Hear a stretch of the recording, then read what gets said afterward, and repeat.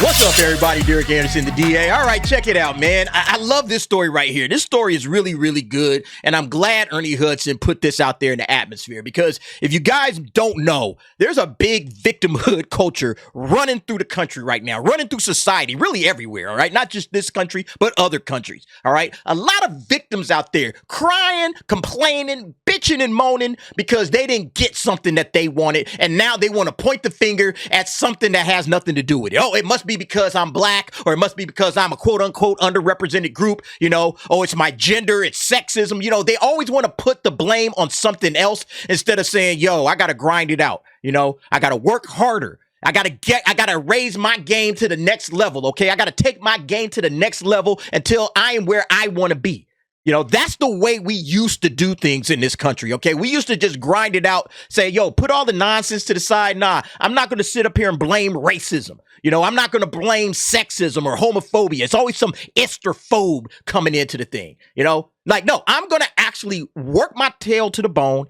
And, I'll get what it is that I get. And, maybe I never reached the top level, because maybe my skills just ain't there. But I'm going to fly as high as I can. And see, that's how we used to get down. But now we're just everybody's victims, And so it's so wonderful and refreshing to hear Ernie Hudson talking about this thing with Ghostbusters, okay? Because a lot of people have said, well, Ernie Hudson being black led to his reduced role in the first film. And Ernie said, yeah, it's very tempting sometimes to blame anything that doesn't work in your life on racism, but it's not quite that simple. Yeah, that's simple-minded thinking, okay? That's what simple-minded people do. They think, oh, it must be racism. All right. That's why they reduced my role in the movie. It's all because I'm black. It's all about racism, blah, blah, blah, so on and so forth. OK, instead of actually looking at the nuance of the situation. And Ernie Hudson gets into that. So let's go ahead and jump into this from Bounding into Comics. Now, check it out. Here's the context of the situation, all right?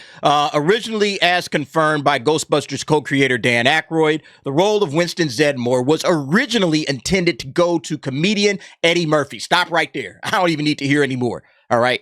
That's why this cat's role got reduced, is because Eddie Murphy wasn't in the movie any longer, all right? And that was originally supposed to be Winston, but then when it went to Ernie Hudson, it's like, all right, it makes sense to me.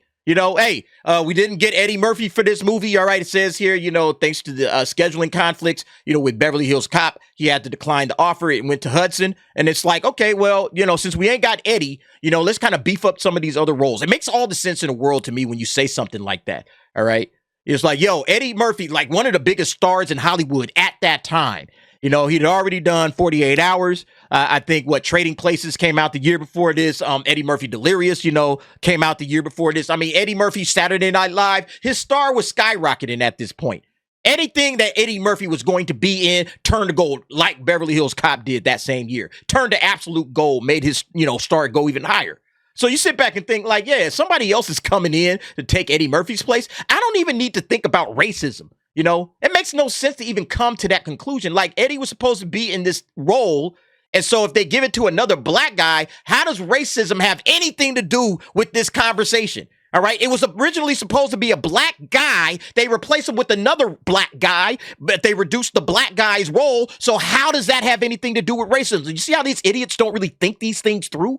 That's, oh man, it must be racism why they reduce your role. There was a black guy in the role before me. You damn idiots, man. But this is what happens with these simple-minded people. They don't know how to logically put two and two together. I don't need to see race in this situation at all. So now immediately I start thinking, okay, what was the other reason why they reduced this guy's role? What other possible reasons could it be? Star power? Yeah, probably. Okay, probably the star power situation. That's what it is. So, I mean, again, man, this is... But despite the fact that the character was seemingly intended for a celebrity as big as Murphy, as fans who have seen the final cut of the film can attest, he is barely even a presence in the first Ghostbusters, having easily the least amount of screen time by far among the core team, and even being noticeably absent from the film's domestic and international release posters. Yeah, like I didn't realize it was a black dude when I was a kid. I didn't realize a black dude that was a Ghostbusters until I actually saw the movie. I'm like, oh shit, there's a black guy in here. Like, oh, I thought it was just these dudes. Yeah. Yeah, exactly. According to Hudson, this dissonance is due to the fact that at the very last second, the film's production studio, Columbia Pictures, decided to reduce his role in order to give co-star Bill Murray more screen time. When I originally got the script, the character of Winston was amazing, and I thought it would be career-changing. He recalled to Entertainment Weekly in 2014. The character came right in at the beginning of the movie and had an elaborate background. He was an Air Force major something, a demolitions guy. He was great. Yeah, again, they wrote that for Eddie Murphy. And say, yeah, Eddie's going to be that guy. It's going to be great. We're going to have him in here, and he's really going to help make this movie. You know, it's going to add more comedy to this and everything like that. Again, that's who Eddie Murphy was at that time. His star was super high. So it makes sense, okay? Again, I don't even need to look any further in regards to any kind of stupid racism argument. Ernie Hudson goes on to say the Ghostbusters team came in at only half his quote. You know, they only gave him half of what it is that he was asking for. But they said, yo, the role's going to make your career. You know, it's going to be a great role for your career, so you better take it. And he said, all right, take it because I believed in that. That's what he told his agent. But it says, yeah, unfortunately, he didn't get to play the original version of Zeddemore. He noted that the night before filming began, he got a new script. It was shocking. The character was gone. Instead of coming in at the very beginning of the movie, like page 8, the character came in at page 68 after the Ghostbusters were already established. His elaborate background was gone and replaced by me walking in saying, if there's a steady paycheck in it, I'll believe anything you say. So that was devastating. So yeah, they changed everything up. You know, and why did they change things up? Yeah, he went to the set to plead his case, and Ivan Reitman said the studio felt they had Bill Murray, so they wanted to give him more stuff to do. And it says, okay, I understand that, but can I be there even when they're established? And they said, nope. You know, says nothing I could do about it. It was kind of awkward, and it became sort of the elephant in the room. Yeah, so, you know, he had to deal with some setbacks. You know, that's life. You deal with setbacks. But is this racism? You know, again, if the original character was supposed to be Eddie Murphy, and then, you know, okay, we don't have Eddie, so let's, you know, go ahead and let's get some more Bill Murray going, you know, because Bill Murray's a bigger star than you know, Ernie Hudson. And so we're going to pump more Bill Murray into this movie, you know, and really try to, you know, capitalize on that character. We're going to pump more Bill Murray into this thing because we don't have Eddie. Yeah, it makes sense to me. Your role gets reduced. You know, it's an unfortunate situation, but this is the way the business works sometimes. And, you know, you just got to dust yourself off and try again. You don't get out there and scream racism because there's clearly no racism involved here. You know, again, this is just a matter of your star power is not as high as Eddie Murphy's star power or Bill Murray's for that matter. You know, so we're going to put more of this star into this thing and hope that that brings more boys to the yard, you know, gets more butts in seats. That's the whole goal of this thing, you know, and that's just the way this thing works. So, you know, when he was asked about this, all right, because, you know, it's always some dumbass asking dumbass questions at the premiere of Ghostbusters Frozen Empire as to whether he thought racism played a crucial part in the shrinking of both his role in the film and his paycheck, Hudson sought to make it clear that he found the entire line of argument to be entirely reductive and stupid. Yeah, I would have called this dude out, man. I would have been like, wait a minute, you know that it was supposed to be originally Eddie Murphy. So how in the absolute fuck does race have to do anything with that? You fucking idiot. And I would have thrown up a middle finger and just jetted. I'm not even talking to you. I'm not even going to answer the question, all right? Because I'm clearly talking to an idiot. But, you know, Ernie Hudson's a nice professional man. He says, you know, being a person of African descent anywhere in the world, we're all just learning how to live together and get along together and realize that we're all connected, said Hudson. And it's very tempting sometimes to blame anything that doesn't work in your life on racism. That's what everybody else does, all right?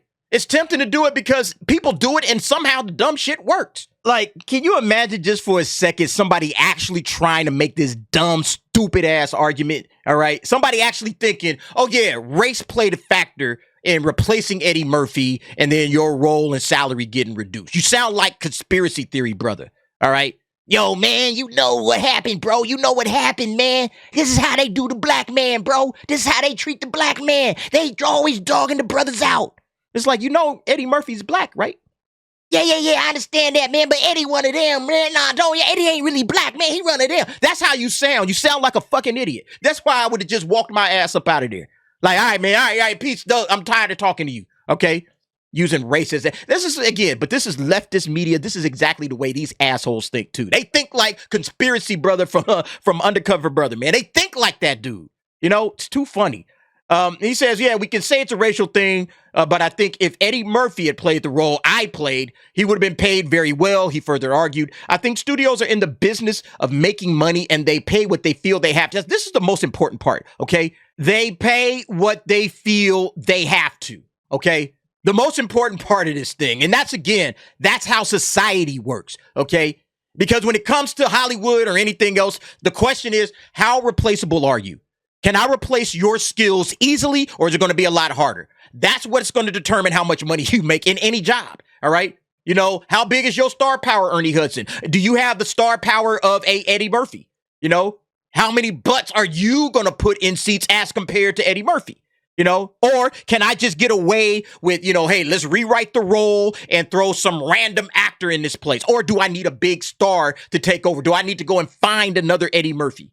That's the question that they asked. And they said, nah, let's just rewrite this, give more lines to Bill, since we didn't get Eddie, and then we'll cast just a, you know, random actor. You know, there it is. Case closed, okay? Had nothing to do with racism. Had to do with the fact that we couldn't get this guy. We couldn't get this guy in the film, so let's just go ahead and replace him, reduce the role, and there it is, all right? It's the same thing on your job, okay? It's the same thing on any job out there in society. They look at how, you know, hey, can I replace your position? How easily can I replace your position? How many people do I have to go through to find somebody that can do this job? All right. Do I have to go through 1,000 people, or can I find somebody real quick? You know, it's like, dang, man, I can find a dude mopping floors. I can grab somebody off the street to mop floors. Okay. But it's harder to replace the guy that can repair computers, you know, in the office or whatever, you know, so the pay is according to that. That's how it works. So, yeah, I just wish people would understand that. And see, we see this right now with some actresses. OK, Taraji P. Henson, of course. Yeah, this story was making the rounds a little bit ago, okay? Taraji P. Henson basically saying she was only asking for $500,000 in The Curious Case of Benjamin Button.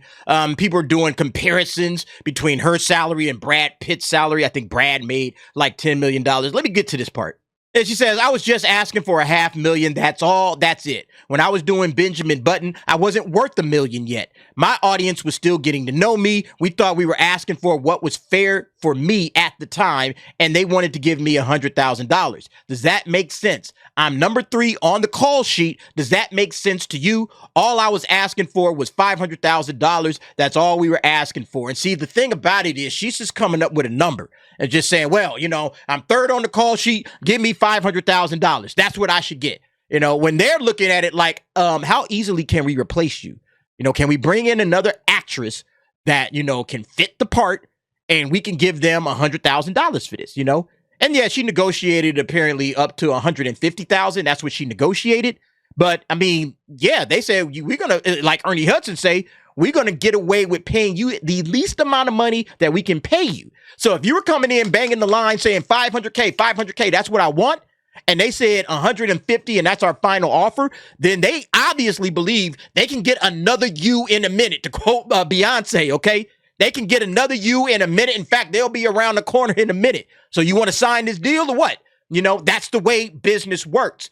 But again, as your star power rises, okay, now I can command more money. You know, she won, or I think she was nominated for an Oscar in this. Yeah, she was nominated for an Oscar for her supporting role in the film.